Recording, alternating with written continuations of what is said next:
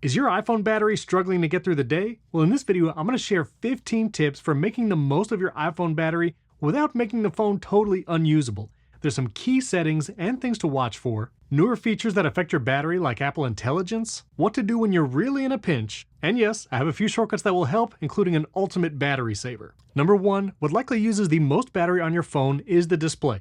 Now it has to be on when you're using it, obviously, and if you check out your battery settings, it'll probably be there in the top used. But there is one setting that's going to help, because I see people with their iPhone displays just staying on while they're sitting on the table. So in your settings app, go down to display and brightness, and when you go down to auto lock, I would set auto lock on 30 seconds. I know that seems quick, but that means your phone display is going to turn off whenever you're not using it quickly. If you want to leave it on 1 or 2 minutes, that's okay. I have it on never right now because I'm filming a video, but you see your iPhone even gives you a warning that that's going to use more energy when it's on never. So if you want the most battery life, I keep it on 30 seconds. Now having to dive into the settings app can be pretty annoying to change that all the time. So I'm going to put a link to this shortcut in the video description. And when you run this shortcut, you actually get brought directly to those auto lock settings without having to go through all the menus. You can keep that as a widget, or it's going to be a part of my ultimate battery saver shortcut, which I'll get to in a minute. Next up, if you haven't disabled this, your iPhone is always listening for you to say, "Hey Dingus." You know, that word. Well, it uses battery life to do it. And if you already have something like an Apple Watch or you have HomePods around the house, I would recommend turning that off on your iPhone. To do that, go down to Siri, it might say Apple Intelligence in Siri, depending on your iPhone model, and go to the Talk and Type to Siri setting, and I would keep this off. You can always hold the side button to activate the voice assistant, and you can also type by double tapping on the home bar down there and then start typing. So turning that off will help save you some battery life. Now, like I mentioned before, the display is what uses most of the battery most of the time. So even if you turn your display lock off, if you have a lot of notifications that are turning your display on throughout the day, that's going to kill your battery as well. So I would go over to your notifications and look at what apps are actually turning on your screen. I'll just take Ivory here as an example. There's a lot of settings here, and you don't have to worry about most of them, but what I would toggle off are the lock screen notifications. You can still get notifications in the center, you can still have it make a sound, even badges if you want, but if you disable the lock screen notification for most apps, that's going to keep your phone display off most of the time, helping you save battery. Also, if you have a newer iPhone with an always-on display, if that display is always on, it's going to be taking battery. It does take up less battery because it has a low refresh rate, but I typically keep the always-on display off. You can toggle it off here in the display settings, but you can also adjust that with focus modes if you'd like to customize when the always-on is active. Also shortcuts, and I'll get to both of those in a second. Lastly, on the display specifically, the display brightness is going to affect how quickly your battery drains. Now you can adjust the brightness here in the control center, but if you have auto brightness enabled, if you go outside, it's going to return all the way to that peak brightness. Now if you want to disable auto brightness, it is a number of steps into the settings app. You have to go to Settings, Accessibility, then go to Display and Text Size, and then it's all the way here at the bottom. But there's actually a shortcut that you can use that'll send you straight to that settings. I have it right here as the Auto Brightness Settings shortcut, and if you run this shortcut, you get sent straight to that settings pane no matter where you are. I'll link that shortcut down in the description, and again, there's a multi-step shortcut you can use if you want to change all these settings quickly. I'll also mention, in this Accessibility Settings pane, there's a Reduce White Point. If you enable Reduce White Point, you can actually go even dimmer on your iPhone than typically what's available. If you want to toggle that on, you can do that, but you can also enable white point either via shortcuts. You could turn white point on or off, and you can also put white point in the control center. So if you're here in control center, I might go to a blank page, press the plus icon, add a control, search for white point, and now you can have easy access to toggle white point on or off, and that will allow you to get an even dimmer display. Especially useful at night when sometimes I find the lowest brightness still is too bright. All right, number 6, aside from the display, the cellular radio on your phone is going to take up a lot of battery. And if you're in a low cellular coverage area, like I am right now with 1 bar, and you're not on Wi-Fi, your phone is going to continually be trying to search for that cell signal, and it's going to kill your battery. So you can do a couple things. You can manually disable that cellular data by going to Settings, Cellular, and toggling this off. Again, you don't want to do this all the time, but if you notice that you have a no service area or it says SOS up there, meaning you can't really use data anyway, you might want to disable that. But you can also automate this. So if you know that the building that you work in, your workplace, or just places you go frequently has bad cell coverage, you can automate it with shortcuts to disable cellular data when you're at that location. So for instance, I can create a new automation that when I arrive at a location, you can search for your workplace, or maybe it's a restaurant you typically go to, run this shortcut immediately, anytime, and we're going to do a new blank automation, and this has to just be one action. Just look for the Set Cellular Data action, and you can turn cellular data on or off when you're at this location. So if you know you have bad service and your battery always drains quickly, just turn cellular data off when you're in those places, and it'll help keep a little bit battery life. Create another automation to turn cellular data on when you leave that location, and you'll be good to go. Now, when it comes to notifications and your display settings, focus modes can really help. I did an entire video talking about focus modes in depth. I'll link it above and down in the description. But if you go to settings and then down to focus, you can create multiple focus modes. You see, I'm actually in my filming focus mode right now. But when you create a focus mode, you can control what notifications come through. So if you don't want to go through your whole notifications list and turn off the lock screen notification setting, just choose the specific apps you want to send you notifications, and then this focus mode will help you save battery life. But also, if you go to the bottom, you can add focus filters that also pertain to your phone display. If you scroll down to the bottom, there's low power mode as an option, dark mode, but you can have your always on display on or off depending on focus mode. So in your work focus mode, maybe when you're not using your phone very much, you can have always on display off, but when you're home or in the evenings, you can have it turn on. So you can automate your always on display using focus mode, and you can limit the notifications you're getting. All right, number 8, aside from the display and the cellular data, location services and GPS can really take a hit on battery life. Now, I always like to see what apps have accessed my location recently and maybe turn some of them off. To do that, in the Settings app, go down to Privacy and Security. Here, go to Location Services, and you'll see every app that's installed on your phone, and you can change how these apps access your location. For instance, you could say, never let this app access my location. You could say, ask next time I open it. You can have it access your location when the app is on screen and you're using it, or always, which means at any point it might be pinging your location. Now, I have a specific app that has been really hurting my battery because my car insurance company, State Farm, gives me a discount on my insurance by using this little device in the car to measure speed and all that kind of stuff. Well, I have to have my location on always in order for that little device to work. I really don't like this because it definitely hurts my battery life, especially when I'm in the car and it's just tracking me constantly. But I have to leave it always on for that. And you might have apps like that too. But if you scroll through this list, whenever you see the little notification arrow next to an app, that's telling you that app accessed your location in the last 24 hours. Now, if you see that arrow on an app where you know you haven't opened it, you might want to go in and just tell it, well, you know what, never access my location. Also, if that arrow is colored in purple here, like if I go to System Services, you'll see some arrows are actually colored in. That means it's actively using my location right now. Now, if you see that filled in purple arrow on any app here, meaning it's pinging your location as you use your phone right now, and you're not actually using the app, I would set that app to never. Just as an example, I just started a Maps turn-by-turn direction up here, and if I go down to Maps, you'll see Maps is currently using my location right now. It has that purple filled in arrow. So be mindful of apps that might have that arrow filled in or access your location in the last 24 hours. Here, Instagram was one of them, and you can decide whether or not to turn off location services. Number 9, low power mode is a setting that you can use when you're in a pinch. You can have it here in the control center, and you can automate this using shortcuts.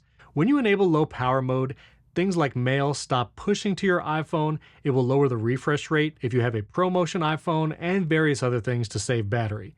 I see people have low power mode on 24/7. I wouldn't recommend that. I don't think you need to do that.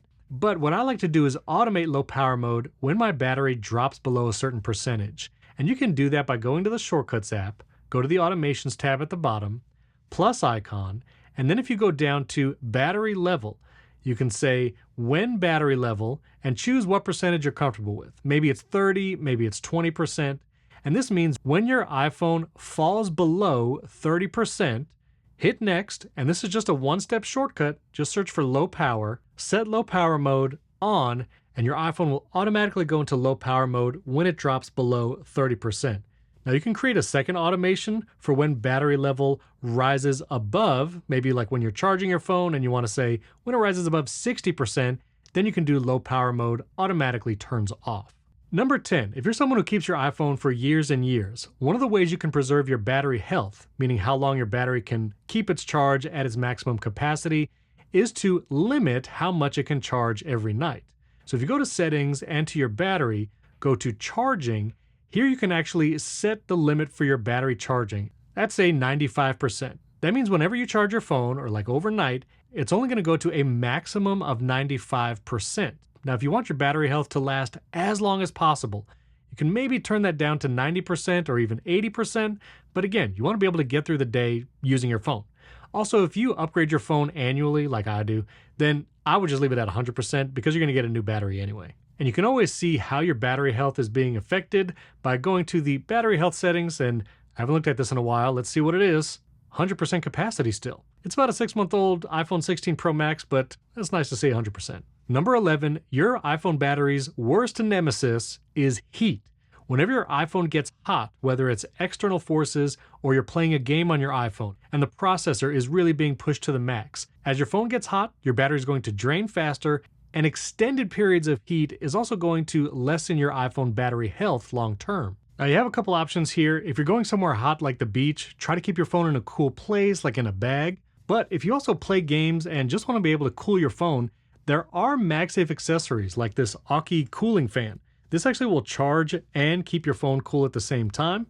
You put it on the back of your phone, it lights up. There's actually a fan that turns on, but the part of this device that touches your phone actually gets cold and tries to keep your phone cooler even when it's running games or using the processor intensively. There's a couple options like this for fans, but this one actually charges your phone while the fan is running. You can see it charging up there. And what's really nice is you can actually turn off charging if you don't want your phone charging right now. There's a little button here where when I press it, you see now it is not charging the phone, but if I press the button on the back, now the phone will start actually charging. So pretty cool. You can customize if it's charging your phone or not, but this will also keep your phone cool. Affiliate link to this is down in the video description. Number 12, speaking of things that use the processor and heat up your phone, Apple Intelligence is one of those things. If you have Apple Intelligence on your iPhone and it's enabled, anytime you're using it, which is like writing tools or summaries, you might notice your phone getting warm. But the place you'll notice it the most is image playgrounds and Genmoji. If you're generating some of these horrifying images, like here's me almost riding a polar bear, you're going to notice your iPhone gets very warm while it's trying to generate those images. So do it sparingly. Know that if you jump into image playgrounds or you're doing Genmoji, your phone is going to start getting warm and battery is going to take a hit. Number 13, this is very important. Make sure to never swipe up those apps to close them. In 2025, I still see people swiping up all their apps when they're done using their phone. Stop it. It does not help. It actually hurts your iPhone battery. I did an entire video explaining in depth the reason why you shouldn't swipe up your apps, and that when you do, it actually takes your iPhone more energy and battery to reopen those apps from a completely closed state. If you want to learn all the technical stuff, you can watch that video up here, but overall, do not swipe your apps closed. You don't have to do it anymore. I am going to give one exception for swiping an app closed. If you order food from an app like Chipotle or other ones that might track your location while you order, you'll notice that once you place your order, your notification is going to be pinged here in the dynamic island or maybe in the status bar because it's trying to figure out when you're going to arrive at the restaurant to pick up your food. And even after you pick up your food, the app might be pinging your location in the background. So the only app that I swipe closed is if I still see something like Chipotle accessing my location, I swipe that up so it stops pinging my GPS. But that's the only one you should swipe closed. Nothing else. Number 14, you've probably heard of background app refresh. You can access this in the settings, going to General, and if you scroll down, you'll see background app refresh. This means apps have the ability to update even when they're not on screen. Now, some apps are more nefarious than others. I don't think you have to disable a bunch of these. I've seen some people just toggle everything off. I think that's going to make a worse experience for your phone. But there are apps like maybe social media apps, definitely apps like Facebook and others from Meta. I would toggle those off. They don't need to update in the background. I don't have notifications turned on for it either. And it'll probably help your battery if they just can't do anything behind the scenes. And before we get to a couple shortcuts, number 15, when you're really in a pinch with battery and you need to charge on the go, get a MagSafe battery. I reviewed a ton of these here on the channel. My current favorite is still the Anker Qi 2 Ultraslim battery. It's 10,000 milliamp hours. It charges your phone pretty quickly at about 11 watts. It says up to 15, but either way, it'll charge your phone quick all the way up from a low percentage because it has that higher capacity, and it's not super thick. This is still one of my favorites. I'll link this below. But I do want to shout out a new MagSafe battery I'm trying out. This is from Kuxiu, and it has a kickstand, so you can kind of set your phone there horizontally, and it works vertically. But this battery is the only non-Apple MagSafe battery that can do this thing, which is showing up in the battery widget. This is the first battery since Apple's first party one that will show up here, and you'll see MagSafe battery pack with the percentage. We finally have it, a MagSafe battery that can do it. You'll see that battery is also showed up here, and when I take it off my phone, you'll see it'll disappear from those widgets. Not even the Anker ones do this yet, even the ones that have Qi 2. I can attach it to my phone, but it does not show up in any of the battery widgets. This new Kuxiu one, it has a lower capacity, it's 5,000 milliamp hours, but if having it in the battery widget is a key feature, well, this is the one to get. Look, there it is. And this battery actually has one other trick up its sleeve, which is it can actually fold out, and right there is also an Apple Watch charger. Depending on your Apple Watch band, it may or may not be convenient to get it on there. You do have to plug it into the USB-C port on the bottom in order for it to use the Apple Watch charger. It can charge your watch. Pretty slick, uses the battery widget, charges your iPhone. I'll put a link to this down in the video description too. All right, and last but certainly not least, I'm gonna link to my ultimate battery saver shortcut down below. This shortcut is like the nuclear option. This is going to turn always on display off if you have an iPhone with that. It's going to turn low power mode on. It's going to turn your screen brightness all the way down to 15%. I just added a turn white point on so it can get even dimmer than that. And then it's going to send you over to your auto lock settings so you can put that on 30 seconds. It's going to give you a few seconds to change that and then jump you over to accessibility where you can turn off auto brightness. This is going to make sure your display is optimized for the most battery, turning on low power mode, and turning down the brightness. So when you run this shortcut, your screen's gonna get super dim, can barely see it. I can't even change the setting. You can turn auto lock to 30 seconds here, and then you'll go over to auto brightness and you can toggle that off here. I can barely see the screen, but you'll save a ton of battery. And you can play around with this brightness setting so your phone is actually usable when you run the shortcut. But when you go over to the display settings, you can disable auto brightness here, adjust the white point here, and turn auto lock to 30 seconds. Those are 15 tips to help you get the most of your iPhone battery, and links to the shortcuts, including those settings shortcuts, are all down in the video description. If you want to learn more about shortcuts, I do shortcuts videos all the time. I actually put an entire playlist right here, and there you're going to find hundreds of shortcuts, ones for the action button, for battery life, for AirPods, and a ton more. Don't forget to subscribe to the channel and hit that like button, especially if you're looking for more iPhone tips, which I recently did a 25 productivity tips for iPhone, including easy ways to undo, drag and drop, and more. You can check out that video right up here. If you have any questions, hit me with the comments down below, or if you have a battery savings tip I didn't cover that you think makes a huge difference, I'd love to hear about it. Thanks for watching. I'll catch you next time.